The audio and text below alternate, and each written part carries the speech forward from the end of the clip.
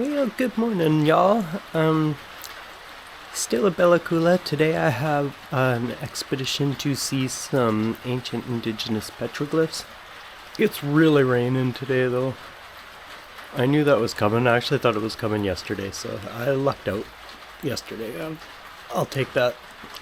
I did bring all my rain gear and my waterproof boots, so I just hope the hike's not too intense, because I'm clumsy and the water makes it slippery. So, but yeah, it's pretty gray out today. Still really pretty. You know, the mist on the mountains and over the river and stuff. But the thing is that they don't allow photographs at this expedition because I'm sure the people running it want you to come pay for the tour instead of seeing it for free on YouTube. So I'm not even going to bring a camera just so I can have my hands free and concentrate on walking around and just absorb it. So, but I'll let you know what it was like when I get back. And yeah, it looks like it's probably going to be a pretty chill day. At least I got a cabin.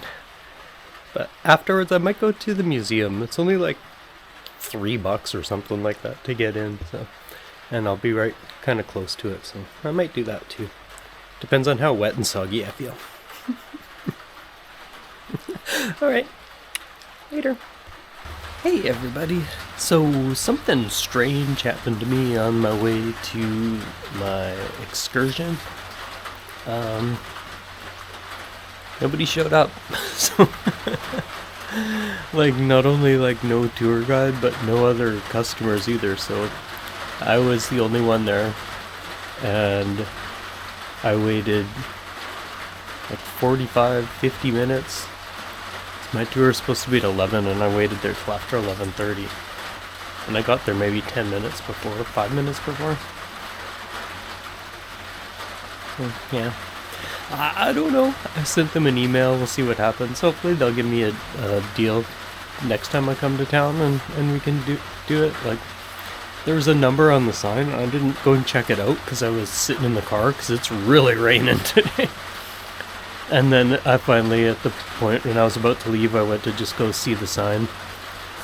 And I didn't feel comfortable to keep going. I don't know. That didn't feel right to me. Like, it's a sacred place, and they prefer you to have a guide, and I didn't, so I just didn't want to wander around in there by myself in case I inadvertently stepped on something or ruined something. I don't know. I don't want to. Yeah, I just didn't feel comfortable with that. And there was a number to phone on the sign, but I also didn't feel right, like, being the only person. Like, I thought there'd be a group wanting to go, but it was just me. And like I said, it's pissing rain, so I kind of felt bad for making someone come out and do this like 2-hour-long tour in the pouring rain, which they've probably done 1,000 times and are really tired of. So, no worries, I'm flexible. It's not like I'm never coming back to this place, so I'll be back at some point, and hopefully they can work something out for me, and if not, I guess that was the easiest tour they've ever done. Shit happens, what can I say? Can't be too upset about it. I mean, it wasn't super cheap or free or anything, but not a lot I can do about it, so it's kind of how it goes right now. So, I think while it's raining pretty heavily, actually. Actually, the power's gone out, so yeah, I went to stop afterwards. I was like, well, that's a bummer. I'm gonna go to the museum, and the museum was closed because the power's out. And then I went to, so like, well, I'm just gonna go to the coffee shop and get a nice latte or something soothing, and then it was closed because the power's out. And I'm like, fuck, I'm almost out of coffee. I'll have to go to the store and get some beans. And the store was closed because the power's out. So yeah, that's a big problem, I guess, because I don't have a whole lot of supplies. I'm leaving tomorrow, so it should be alright. But I did bring some tea, so I've got a little bit of tea. Got a nice size doobie. And maybe I'll read Some of Sam Manicom's adventures in North America. While mine are getting rained out again. It's okay, I'm in the rainforest. I kind of expected this. Alright, I don't know, if it's going to be raining all night, I might just be sitting here in the rain all night doing nothing, so I don't think that's very exciting to watch. So, maybe I'll talk to you tomorrow, maybe, I guess. Okay, bye. Well, hey everybody, it's later in the afternoon. It's still pouring rain though. I just realized last time I was here my camera had gotten stolen before I got here, so I think there's video from my very first time here, but I'll take a little walk around the grounds. We'll go for a little rainy day walk and I'll show you about. It's a pretty cool place.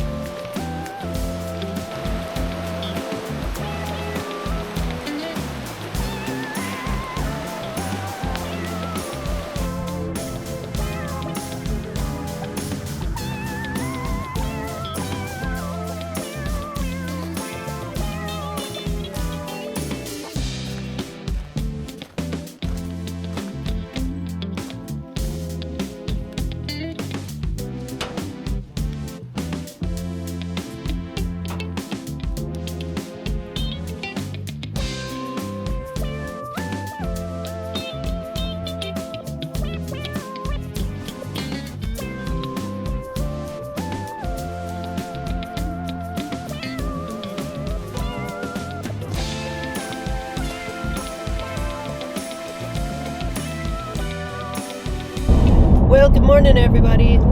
It's my last day of holidays of 2025. It's incredibly depressing to know that I'm going back to work and I don't get a break again until March, I think, so that's going to be a little bit rough, but enjoy this drive out of the Bella Coola Valley. It's a long one. I don't really like driving that long in one day. It's pretty tiring. But hey, I can't afford to stay anywhere. And I did get a breakfast burrito, and I was gonna stop at Mount Stupendous and eat it there at the picnic table. And I still might, because it's really pretty, but I did pass a slow. The speed limit through here is 80 and he was going like 55, towing a trailer, and I do not want to be stuck behind him going up the hill, because that would just blow chunks. So I might have opened up enough of a gap to pull in and take a bite and then get back in the car and go. There's just not a lot of passing opportunities, and people like that never pull over and let you by for some reason. I have no idea why. Anyway, I'm not sure how much filming I'll do on the way back. You kind of saw it on the way coming here. And I've done this trip a few times, and I kind of just hammer down to get home, and that's another reason I don't like planning too long of a drive, because it's like, it kind of occupies your mind, right? Like, oh, like it's gonna be 12 hours in this car, like I gotta keep going, like, so it's nicer to break it up and have shorter days, and that gives you a little bit of playtime to fool around, like if you want to pull over and lay on the grass, or like before I took photos of me like laying in some sunflowers and like, you know, like just fun things. But when you're driving for 12 hours and your back hurts, like you don't really have like time to enjoy it. Like you're just hammer down, load it up and truck it. You just kind of go, and I don't really like that feeling.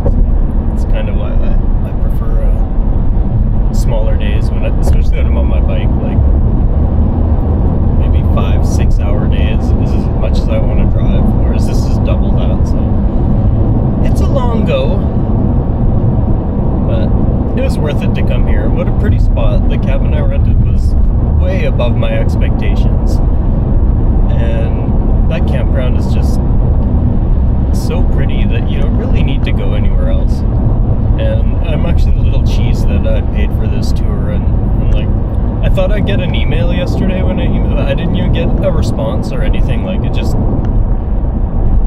so I don't know. That was Copper Sun Journeys. If you're ever in Bella Coola, maybe think twice about booking something with them, because you have to pay for it in advance. There's no refund policy, and then bro just didn't even show up, and the company never even answered my email. So I don't know. But anywho, shit happens. I'm sure it was a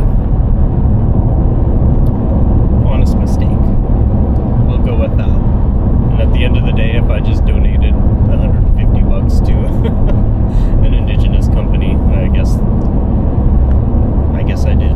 So enjoy. But I won't be doing it again. Alright, I'm gonna turn the camera off because I gotta turn my defrosters on. It's damn humid up in here. It was raining all day yesterday, like quite intensely too, which is good. They needed it here. And then hopefully that helps the fires up on the plateau too. Even though Google still is telling me the road's closed. I don't know, man. It's like, I was driving here and it's like Google's telling me the road's closed. Drive BC's telling me it's open, and all the signs are like, it's open, but it could close at any moment. So it's like, you never know what the hell is going on. And it's like, that's, 10-hour drive is a long way to get turned back because the road's closed and no one really is clear on. I'm not sure. You think with all our technology it would be more on top of communication. I literally work for a company that specializes in communication and nobody talks to anybody, so I guess that's just the way it goes these days. Anyway, thank you for joining me if anyone did, and I'll see if I can put this together into something watchable, and hopefully we have a good winter. I think I have one more surprise for y'all before the winter really hits, but I'm saving that one. It's in my little pocket here. Ooh, my boob. I just felt myself up. It's sad when that's the most action you've gotten all summer. Anywho, talk to y'all later. Bye.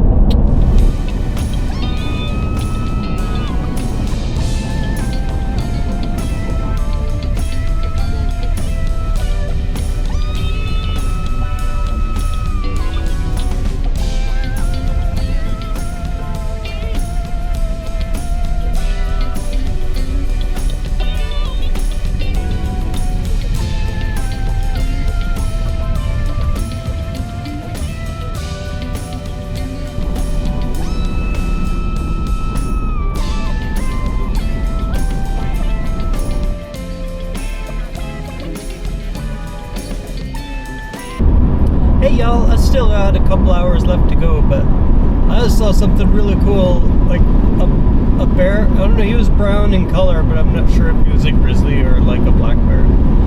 But he was pretty large. But he came running down the hillside and tried to cross the street. And he kind of ran out in front of me, and I was like, I hit the brakes, and then he was running right along beside me by my window. So I was like looking right at him, and I'm like, holy shit. And I stopped, and he ran back up the hill, and then I took off, and I saw him cross again. So he really wanted to get across the street. But wow, that was the closest I've ever seen a bear. Like, that was really, really close. I could see the detail in his fur and everything. It was pretty wild. I'm glad I didn't hit him. Fuck, that would have sucked. That's not the way you want to end your bear watching weekend. By watching one get carted away in an ambulance. But that's as many bears as I saw in my bear watching experience. So I saw as many bears driving home as I did at the thing. And I got a better view of them, actually. Hey, wildlife is unpredictable. Wow, that was wild.